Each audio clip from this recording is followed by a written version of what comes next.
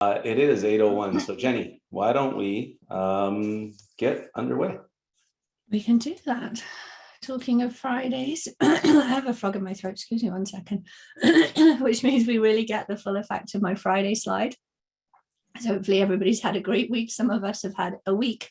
It's certainly been an interesting week.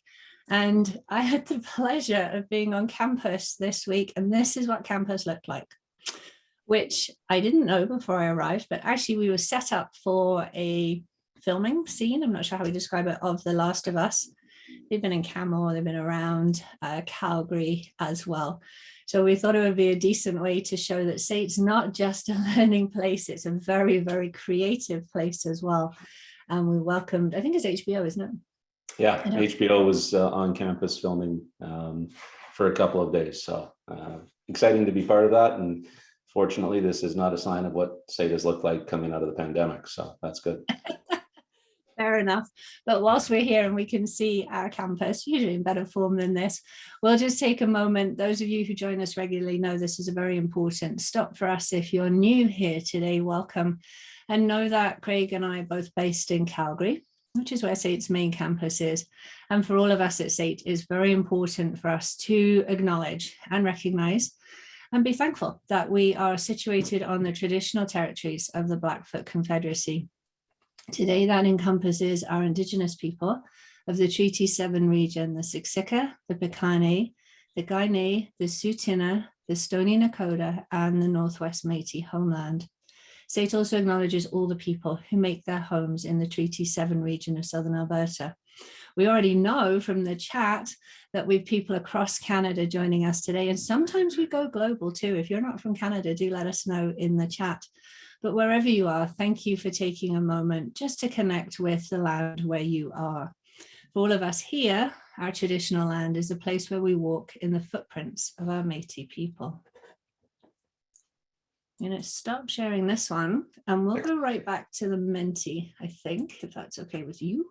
Nope, that sounds good. We can start there. And for, well, that's coming up, folks, I will be keeping an eye on the chat. And if you end up having any specific questions as we go through, please try and put them into the Q&A button at the bottom of your Zoom screen there. So absolutely. Jenny, there you go.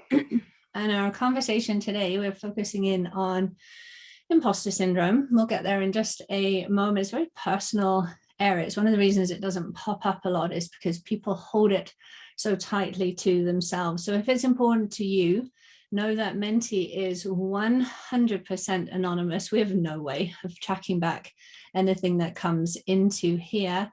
But also if you're asking questions in the chat, so there's a little tiny tick box down the bottom that says send anonymously. If that's important to you too, please feel free to check that box as well. So let's just check out Menti for its easy uses in case you haven't used it before. So on your screen, it should have changed now. You have some choices. You can pick more than one. There we go. Lots of people in there. Choose your choices, then hit submit, and we'll see them pop up there. Oh man, it is December next week. It is. It should have had one in there for I haven't started my Christmas shopping yet. Not quite. We have 2 birthdays in our house in December too, so it is madness. Lots of people excited for the weekend. Me too. Oh, and it's Black Friday as well, isn't it? I've forgotten that one as well. Maybe I should start my Christmas shopping today. There we go. All right, we'll just give it a moment to let these finish running in. And then we have a couple that lean towards this idea of imposter syndrome, sometimes known as IC, inner critic know-it-all. It stems from a voice. We're pretty high up there. I'm going to move on to the next slide.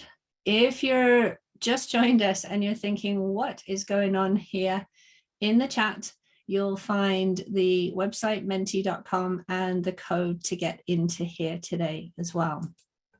So thinking about imposter syndrome, generally described as that overwhelming, in some cases, sometimes not quite as strong, feeling that you're a fraud and you're undeserving. And at some point here, somebody is going to find out.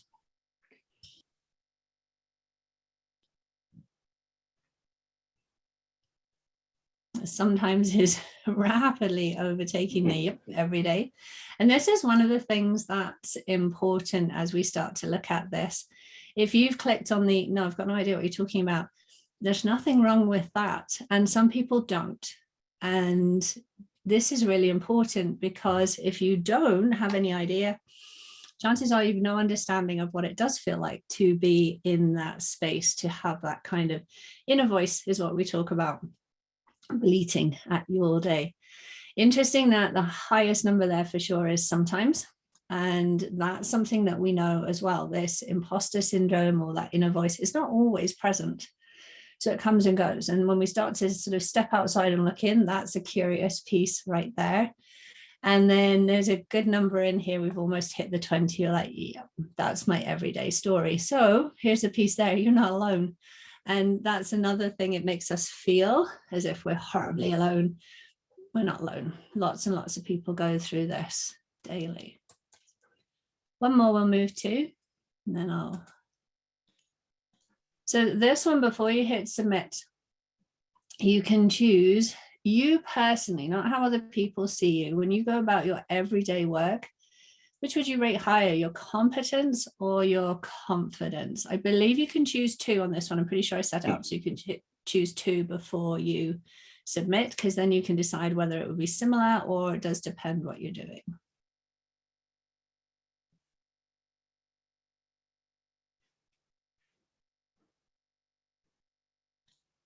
And so the interesting piece here, often when we look at imposter syndrome, what we're seeing is a gap between competence and confidence. And so the competence is there, the confidence is just missing. And without that confidence, we find it harder to show up. We start to listen more to that inner voice that's going on. And here's the interesting piece, we start to believe it. And that's when it can take us down a path that perhaps would be harder to follow. Those of you who rate them similarly, fantastic. So that's not an imposter syndrome piece when our competence matches our confidence. It does depend what we're doing. So sometimes we can find that we're out of sync different ways depending on the activity that we're involved in. And so just a quick comment. I know there's a couple of folks who might not have been right at the start. We're having trouble accessing Menti. I think we're done with it for this point, so that's okay. It won't affect the rest of the conversation. But if you do want to use it towards the end when we go back in, just simply go into your phone, go to menti.com, and you'll then see where we are at with that code. So sorry to interrupt there, Jenny. But No, that's okay. And actually, what I'm going to do while we're on the topic of Menti, let's just, if you have questions, get them into Craig in your Q&A. I'll just show you the next slide, because we do, if you're here, we would love to hear from you. I'm going to leave this one open.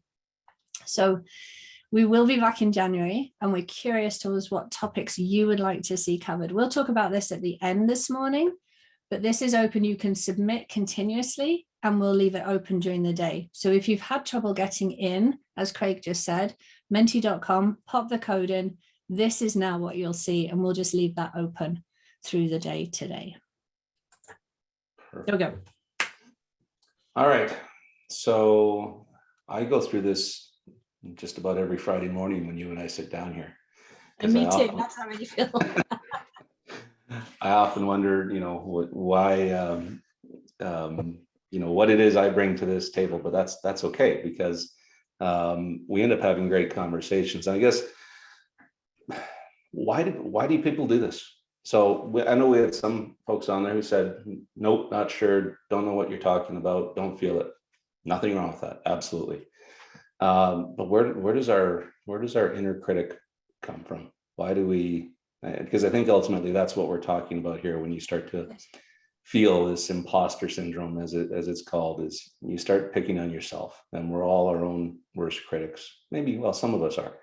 But where does it come from? So there's numerous sort of theories and ideas. At its base level, it comes from us, and it comes from our belief system. And that belief system is basically our story. And it's the story that we've held for time immemorial. And so we attach everything, the way that we make up, some people call them mental models, some people call them schemas. If you've hung out with me in a classroom, you've heard me refer to it as your basement, is everything that you've collected quite literally along the way. And we collect those pieces of information. They're not facts, but that inner voice will tell you that they're facts through different versions of repetition, programming, if trauma has been involved there. All those help us to sort of store that mental model. And that forms our inner voice. And so when it's in balance, it can actually be quite healthy. I mean, there's a reason that we've advanced so far, because lots of people have had that, well, you can do better than this, or you can push this bit. But at some point, and it's often a very natural reaction to pressure, we switch that piece and we take it out of balance and we start paying attention. And then if you think about, and we've talked about this a lot, that sort of leadership is changing, but for the longest time, the leaders that were in place, and I am talking, way back, fit a certain sort of model, fit a certain sort of mold. There we go. And so if you weren't like that, you were suddenly the pretender. There's a Queen song, isn't it? The Great Pretender. And then your brain would go into, okay, I'm not extroverted, I'm not loud, I'm not directive, I'm not whatever. And so then you start saying to you, I don't belong here, I don't fit. And when we get that out of balance and we start paying attention to it, the problem is, because it's just in here, we keep listening to it and we keep saying it. And one of the things that lays down our mental model is repetition around our own worst enemies. So I think that's primarily where it stems from, without any neuroscience in there. Fair enough. And it's, for me, I've always thought of it as me checking my ability or trying to challenge myself, maybe, right? It's, it's not just exactly Jiminy Cricket sitting on your shoulder there, right? It's a little, sorry, you were going to say something. You looked like no, at all. I was going to agree with you. And I think Cora in the chat has a note that's similar.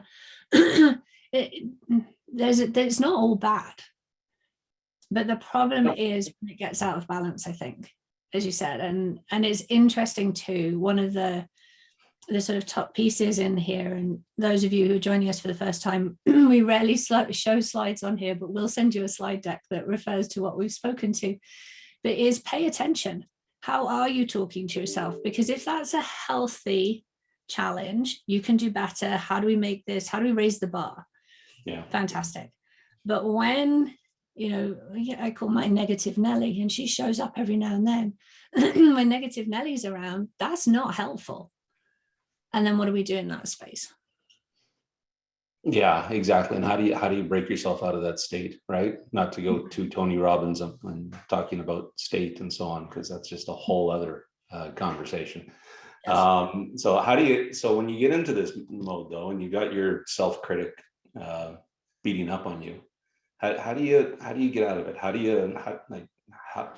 much time do you spend listening to it? How much time do you try to work away from, like, where do you find the line between this is productive and this isn't? So you have to pay attention. You're going to have to listen for a bit, and for some that might be enough. So pay attention, listen to it. And the next piece that I would suggest is write it down. Like if it's hindering you, write it down and then say it out loud. And what's really curious in that part is that when we do that, you look at it and you're like, ooh, it's actually most of the time it's rubbish, and it's rubbish. And if you go to say it out loud, you realize there is no way I would say that to one of our children. There's no way I would say that to my husband. Why would I say that to myself if I wouldn't say that to somebody that I love? But if we're not paying attention to it, then it just carries on going. And the problem is it's always self-referential and it's squawking and nobody else can hear it. So we just sort of let it tick away there. And then it can do the damage as well. And I can appreciate that approach. I'd actually never tried that. It would be interesting. I can only imagine. My voices typically stay inside my head. But I guess the other question is, for me, is, okay, so because we're trying to talk about what leaders can do with this. Yes. And yes, as a leader, you can feel this, but how do you help your team, or how do you help members of your team with this, especially because it does seem to be such an internal construct. How do you help your team members work through this? Is there ways of identifying it in a team member? I'm not sure. I'm curious. I guess It's a good question, and it does depend on how well you know your team, always, and it depends on the level of conversations, because it's really personal. If I don't trust you, I'm not going to tell you, generally, and we've always got to speak from that general piece. But there's an awful lot of cues where if you're paying attention, you could pick this up. And so it's generally referred to as unhelpful thinking, but unhelpful thinking has a dialogue. So when you hear lots of shoulds and musts, that's always a good key that somebody's putting those expectations on themselves or putting themselves down. When you hear blanket statements, oh, I'm always getting this wrong. Not always, okay? So we can pick up on that. Or every single time. Unlikely to be every single time. So when you're hearing that sort of negative, unhelpful dialogue, and it's often not blatant in the conversation, sometimes it is, sometimes it's just quietly to themselves. If you know your people well enough, you could certainly pick up on that. I think we have an interesting piece virtual, because those are the kind of cues that are really subtle. And you've got to know people to be able to pick those up on this kind of screen conversation.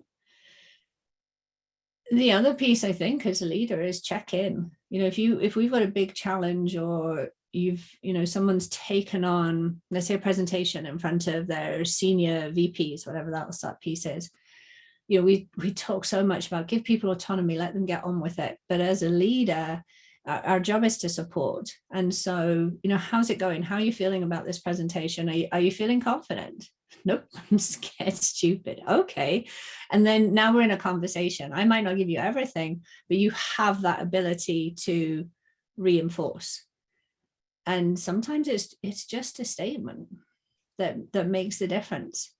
One of the ones that really caught me is a while back here, and it said, what did it say? If you're given the opportunity or an agreement or a chance, and you think that they're wrong, and what did it say? It's not an accident. Don't insult their intelligence.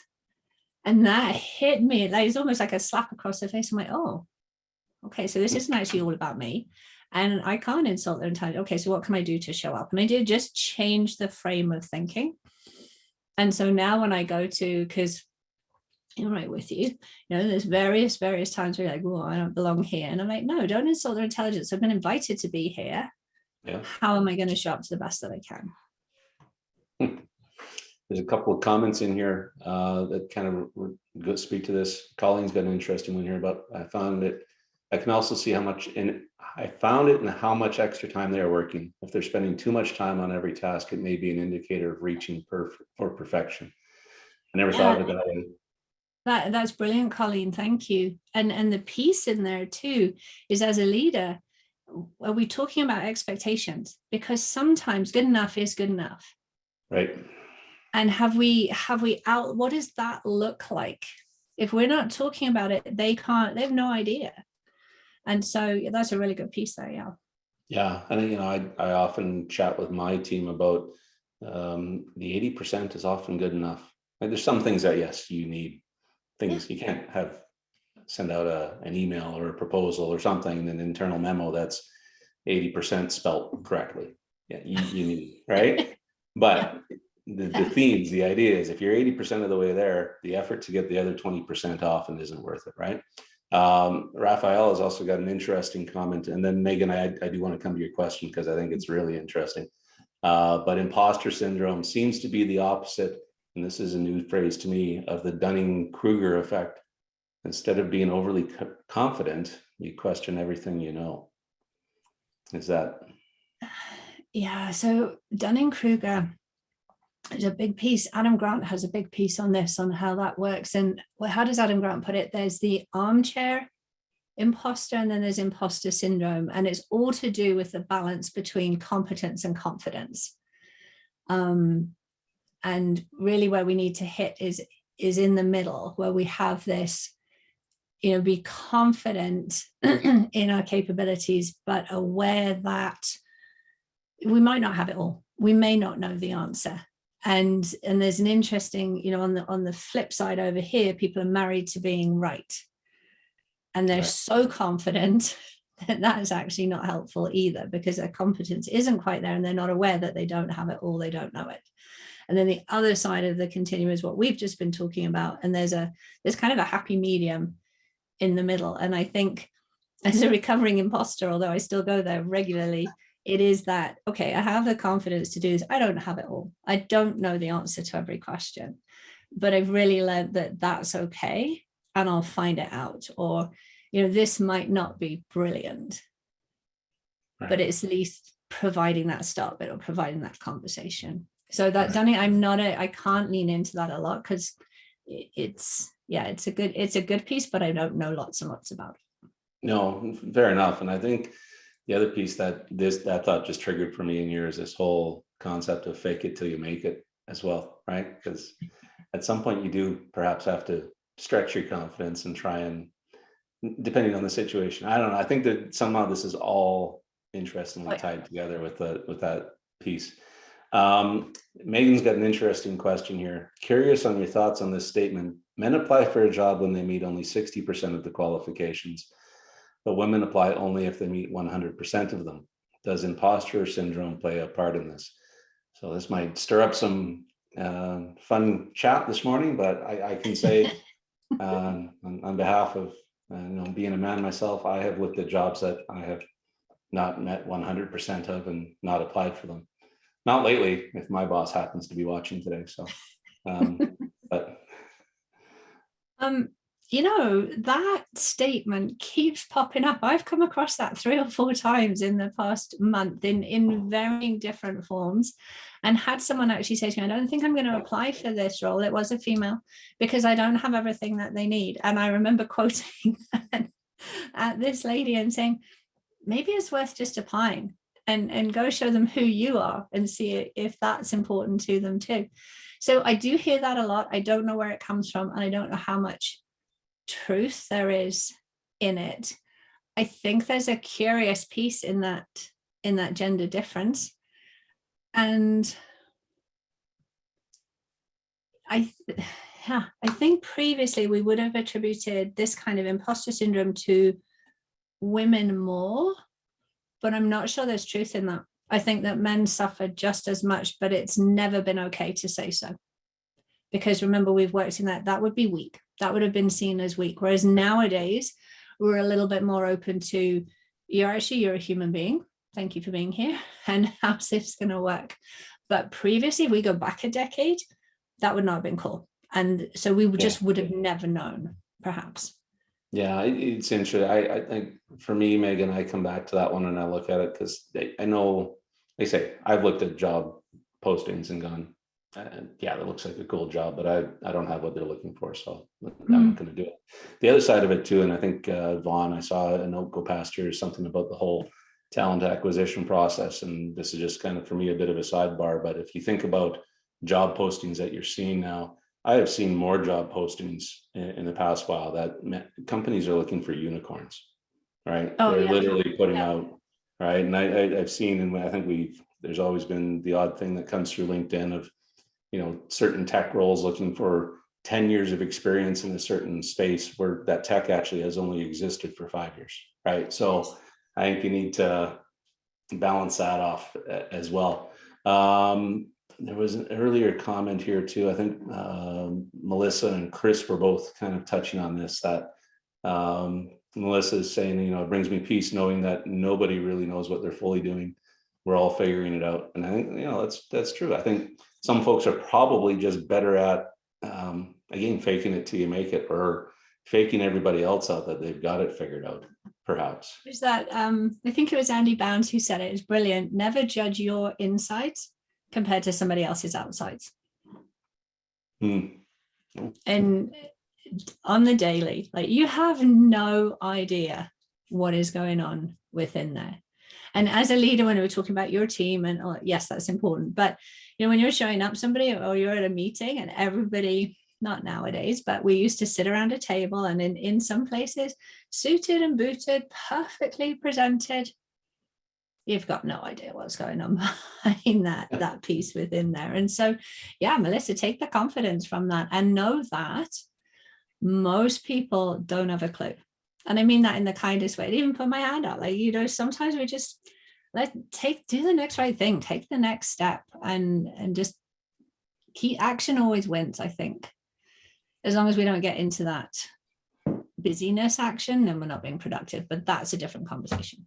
Yeah, well, and the metaphors are abundant, right? You talk about a beautiful swan that you can see, but you don't see everything that's going on underneath the surface to get right. So I totally agree. So something else that you and I chatted about before we came here is, if you're a leader and you're struggling with this, how do you talk to your leader or your colleagues?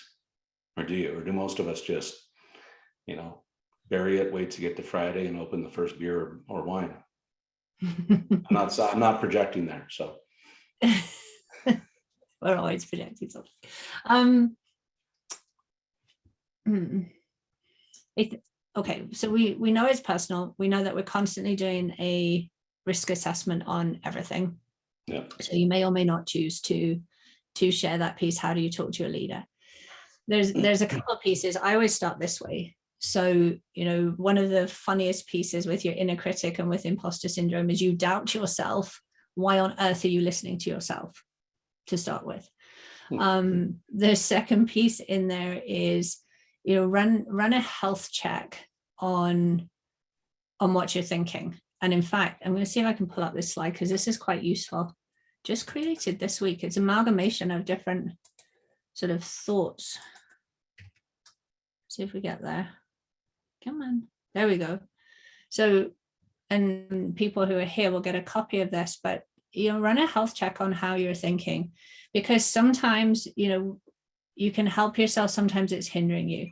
So if you're hanging out in the left-hand column, you're probably okay. If you're hanging out in the right-hand column, that's the point where, I would contemplate, depending on the relationship that you have with your leader or with your team, how do we build this into a conversation? And sometimes the conversation is as simple as, I'm not feeling very confident in this space. Or chances are, here and now in the work that we do, someone who's done something similar, been through something similar. Can you reach out? Okay, have that virtual coffee, have that face-to-face coffee, depending on where you're at and what the rules are. And based on, how you're looking at it, that will make it easier to have the conversation. Sometimes it's as simple as saying out loud, how did this work for you? Or what did you do when this happened to you? Or, I need a confidence boost here. And seeing it from that other perspective gets us out of our own thinking, because our own thinking often isn't fact. And that's another piece in there, is that we tell ourselves stories all the time. Who's telling your story? You have two options there.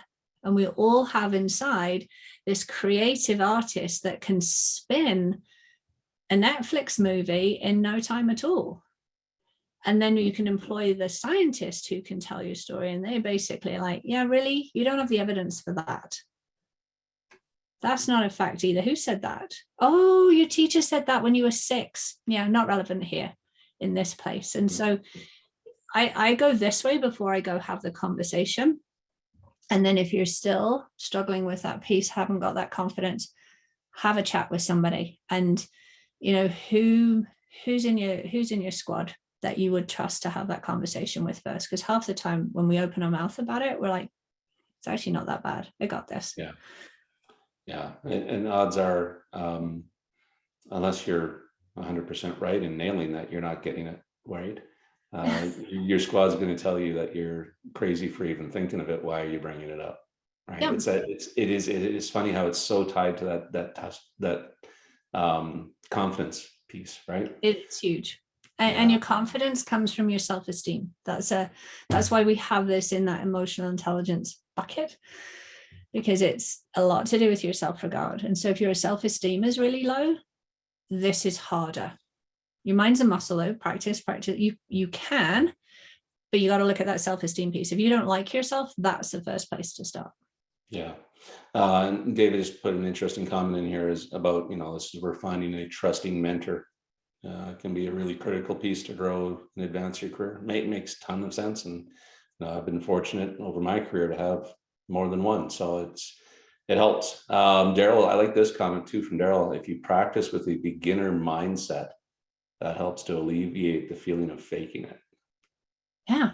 And that's, as adults, I think we're not very good at that. And you watch Craig even through the same thing. We have 2 kids now that are driving.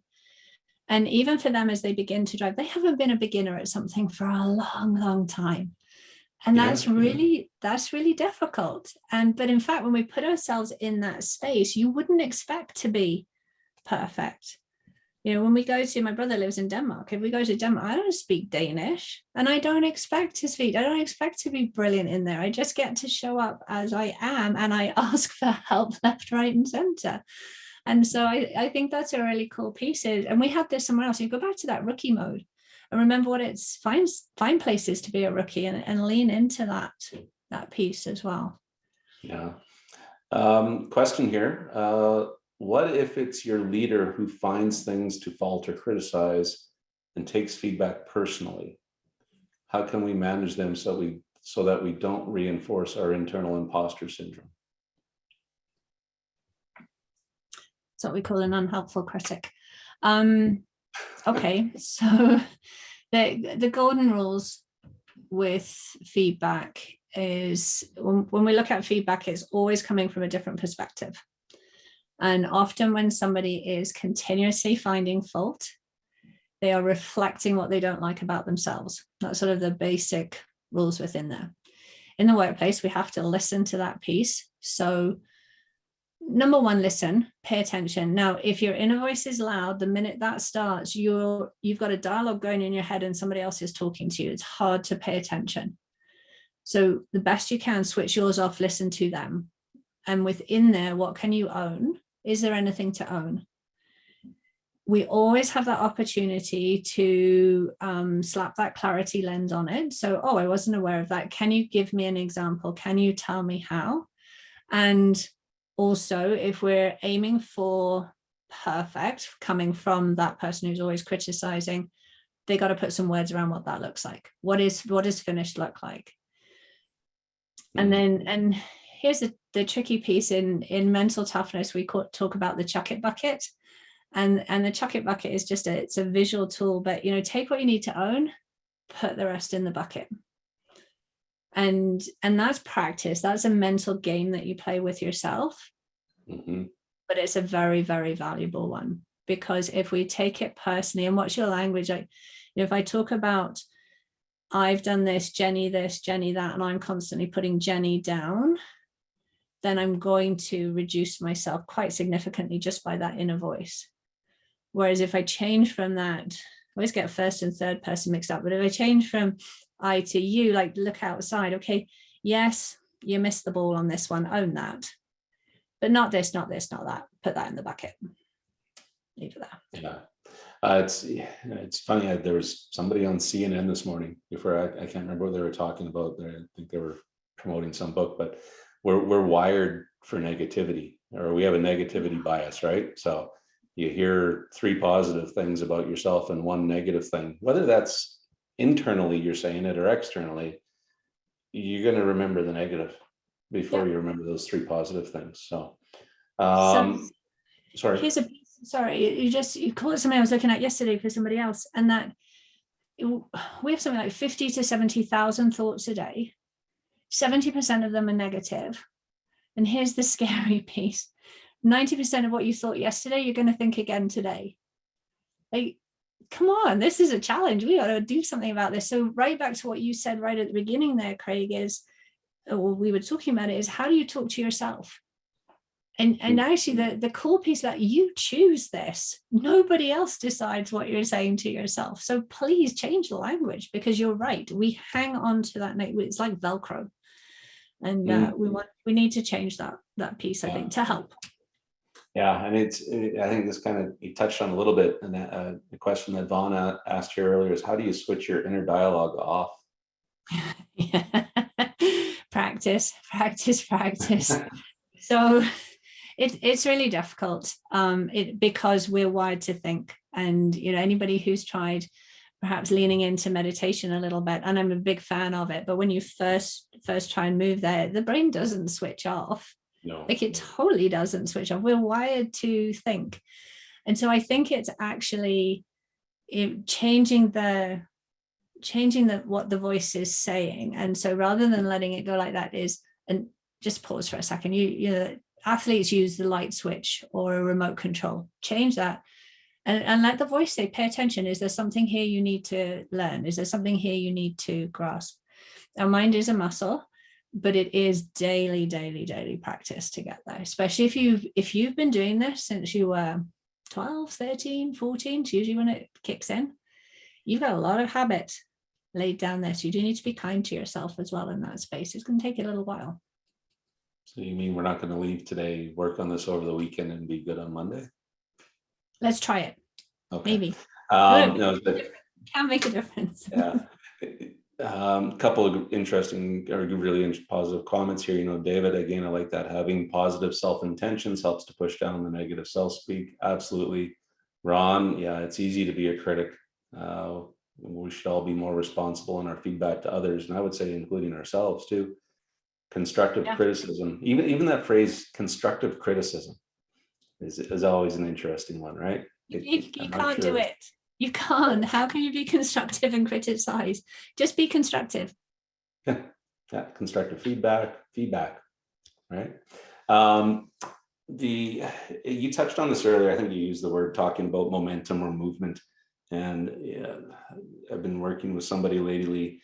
Their expression is, no step is too small if it's moving in the right direction. Oh, I like that. Right? Yeah. So I'm curious as to, where does just momentum, action, working, continuing to move versus sitting play into this? I like that question. That is a good question. I get one a day, Jenny. There you go. I just took it. Unlike anybody else today. That's awesome. Okay, so when we lean into inaction, when we become passive, we can end up in a state that's known as learned helplessness. And basically, we've taught ourselves to be passive. We see it a lot in conflict. And people think that difficult conversations will end in pain or will unfortunately end in violence or somebody getting hurt. And so we withdraw and we teach ourselves not to be a part of that. It's not just conflict, shows up in lots of different places. So the piece in there is, how do we break that? How do we take some action?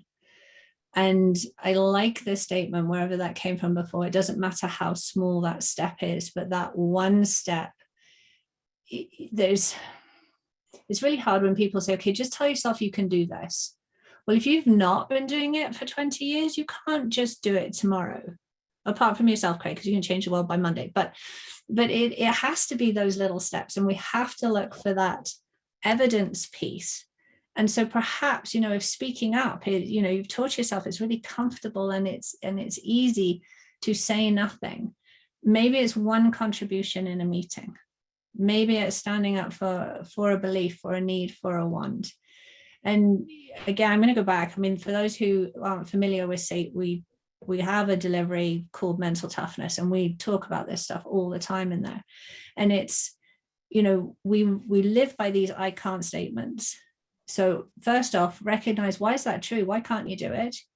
But then in order to take that action, take this step, why is that statement not true? I can do it if, and what's that one step? What you have to be careful of in that place when you're thinking about it is we create a ton of hope, and hope's really rubbish if there's no way forward. So you want the sort of the willpower and the way power. What are you going to do next? What's that tiny step that breaks it just a little bit? And yes, it might be uncomfortable. So, how am I going to deal with that? Okay, and then I'm going to take the next step, and then I'm going to take the next step. And celebrate as you go. And even if that celebration is just a little personal one, yep, I made a contribution today. You don't need an invitation to give an honest contribution. Just start. Yeah, no, I like that. I'm just trying to get caught up in the chat here. Yeah. It's true, David. It's true. Yeah, there you go. It is very true. Yeah, it is. It's a rubbish strategy. Yeah. And then again, what was it? Mike Tyson, I think, was famously quoted to "Everybody has a plan until they're punched in the face" as well, right? So, how do you move forward there? So I'm just taking a look at time. So Jen, I think we've covered a ton of ground here. Let's kind of like, what's the big thought? What's the big idea from today that we want to leave folks with? Let's find it.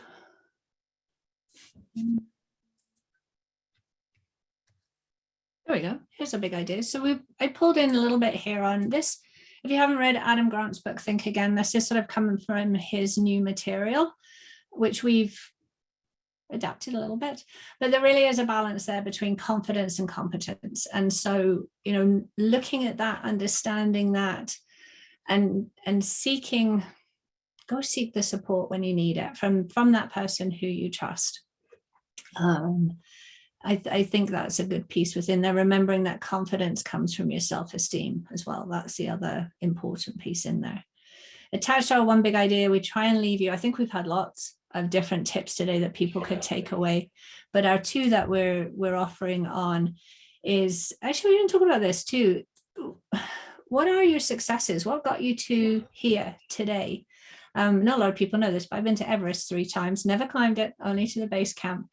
But that's not just the success, it's the pieces that it took to get there. And so, know your own highlight reel. You don't have to shout it from the rooftops, but know it and know what the attributes were that got you there, because the chances are when you see them in front of you and you're heading into a situation where you think, I don't belong, no one's going to, I'm going to get found out. You have a whole ton of attributes in there that will help you in whichever situation you're going to. Again, get it out of your head, get it onto a piece of paper. There's a much better cognitive association when we write stuff down or talk about it. I think, you're, sorry to interrupt there, but I think your key thing too is to write it down versus even typing it, right? Yes, true. Well, yes, I think so. And I think there's some evidence around that as well. Yeah, definitely. And then this one actually ties beautifully into what you were just saying, Craig. There's that quote that we said, I haven't attributed, but I'm pretty sure it's Andy Bounds. Don't judge your insides compared to somebody else's outsides. What is the action that you can take? Even if it's just that smallest step, keep moving. The acronyms down there, WWW and EBI, I like this because it stops some of that negative self-talk. So when you've taken your action, when you've taken that step, what went well, always start there. And then even better if. And the power of this is incredible. Our kids play competitive sports, 2 of them are basketball players, and they have got in the car and you would think that the world was going to end after this game. Like, they won't even talk to me for time. And then, I said, well, what did go well? Did you get on the court? Yes. How long were you on the court for? X number of minutes. Okay. Well, if you're on them for that many minutes, you must have done something well. What did you do well? Well, there was this past month, it was fantastic. And then the ball starts rolling. I'm like, okay, and what will be better next time? What will make it even better? What can you improve? So you can use that anywhere. Presentations, meetings, conversations. Yeah. And it keeps us away from that criticizing piece. Yeah. And absolutely. Then 3 questions. Oh, sorry, go ahead. No, you don't surprise me too often when we get to the end here, but that one surprised me this morning. I like that. Is it a win? So, and our 3 questions. So if you be careful, if you've never come across this before, are you always committed to being right? Because there is a dangerous end on the other end of this continuum. So that first question lets us lean into that a little bit. And even as someone who's, but I still have that imposter syndrome from time to time. There are also places where I'm horribly committed to being right. So let's be aware of those and pull them apart. Yeah.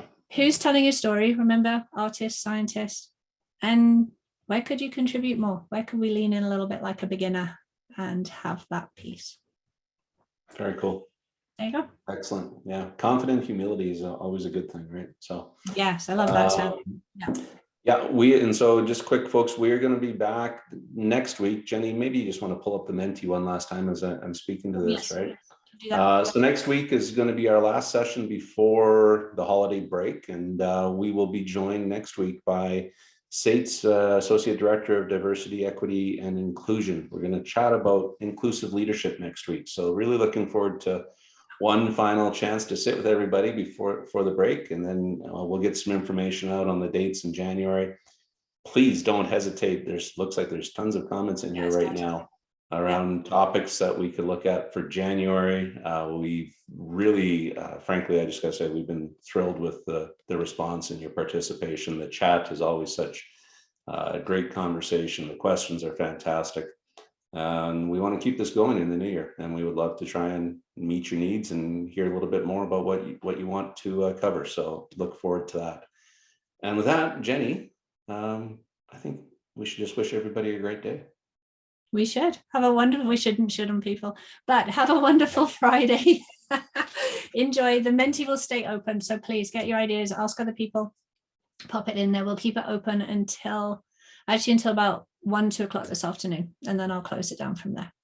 There you go. We know when Jenny's week's ending. Actually, no, there's a session starting and I can't compete. Okay. Fair enough. All right. Have a great week, everybody. Take care. Have a good week. Thanks, everybody. Take care. See ya. Thanks.